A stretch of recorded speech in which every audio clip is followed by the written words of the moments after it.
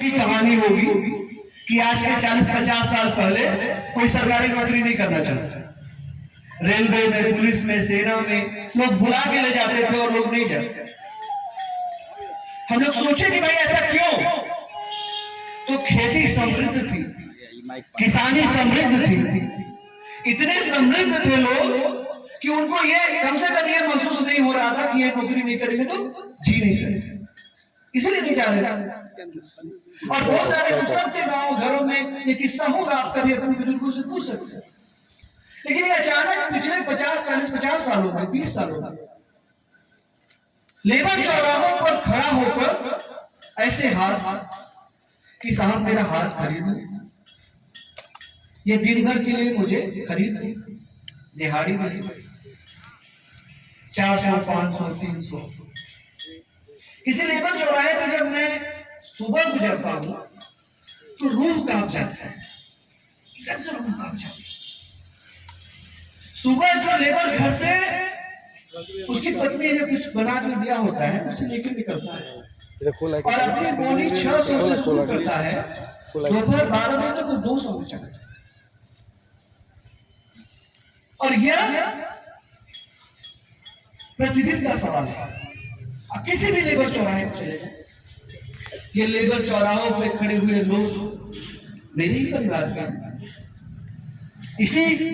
इसी कस्बे के हैं, इसी गांव के हैं, इसी घर के हैं, दूसरा तो कोई नहीं। आखिर उनके साथ ये क्यों हो रहा है? क्योंकि उनकी समृद्धि उनसे छीनी गई है। ये कारपोरेट के लोग उनसे उनकी समृद्धि छिनवाने में इन सरकारों को लगाए हुए हैं। खेत छीन लो, बीज छीन लो, घर छीन लो, दुकान छीन लो, बचेगा फिर हमारे पास क्या?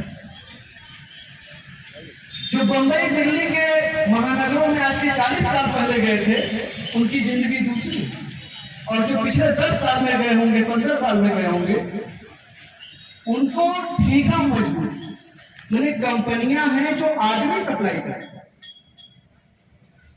कंपनी आदमी सप्लाई करे, आपका कोई राइट नहीं, सब ठेके पे होते हैं। आपको 5000 मिलेगा, आपको 500 मिलेगा, ये आप नहीं तय करेंगे। और इन सब की शुरुआत मैं यहाँ पवई के लोगों से करना चाहता हूं। ये आपका जो स्वावलंबी होने का दम है कि सड़क के किनारे में लोहा पीट करके अपने बच्चों को पाल सकता हूं, वो आपके हाथ से हुनर और आपकी दुकान, आपका मकान छीन करके, वो ये चाय की दुकान तो उनकी नजर है कि चाय की दुकान का लेबर कैसे हमारे फैक्ट्री, हमारे और ठेके पे आ जाए। आप इंडिपेंडेंट, मैं समझ जो पा रहा हूं वो ये समझ रहा हूं कि मेरा देश बहुत बुरे हालात से गुजर रहा है। मैं जो समझ पा रहा हूं शायद ये कि इस देश का शायद ऐसा बुरा हाल इतिहास में कभी नहीं हुआ। यह लड़ाई निश्चित ही पवई के लोगों के, उनके घर, उनकी जमीन बचाने का है। इस कस्बे, इस गांव में उजड़ने से लोगों के बचाने का। लेकिन यह लड़ाई पूरे देश में दिखाई दे रही छुप छुप। आज जब मैं आपके बीच ये बात कह रहा हूं तो खिरियाबाद में कहे हुए बात को यहां दोहराना चाहता हूं कि हम सब लोग किसान के बेटे। किसानों की अलग अलग कैटेगरी हो सकती है, कोई बड़ा किसान है, कोई छोटा किसान है, उनकी अलग अलग कैटेगरी हो सकती है, लेकिन हम सब लोग किसान परिवार से जुड़े हुए लोग। ये जो पंचायत शब्द आता है तो पंचायत शब्द मेरे लिए दो तरह का अर्थ लेता है। एक अर्थ है खा पंचायतों जैसा जो डराता है, एकदम से पंचायत मतलब गरीब के पक्ष को नहीं होगी, पंचायत शब्द की ये बात हो सकती है। लेकिन एक दूसरा हमें पंच परमेश्वर याद आता है, हमें हिंदी के प्रेमचंद याद आते हैं कि इधर बैठे वो जो 5 लोग होंगे जो पंच परमेश्वर होंगे वो ये तय करेंगे,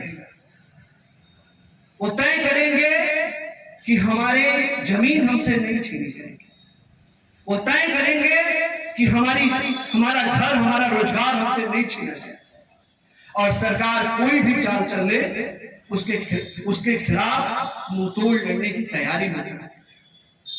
तो इस सदन के जो पंच परमेश्वर लोग हैं, मैं उनकी ओर प्रेमचंद की उस आंख से देख रहा हूं कि वो पंच परमेश्वर के रूप में उनको देख रहा हूं।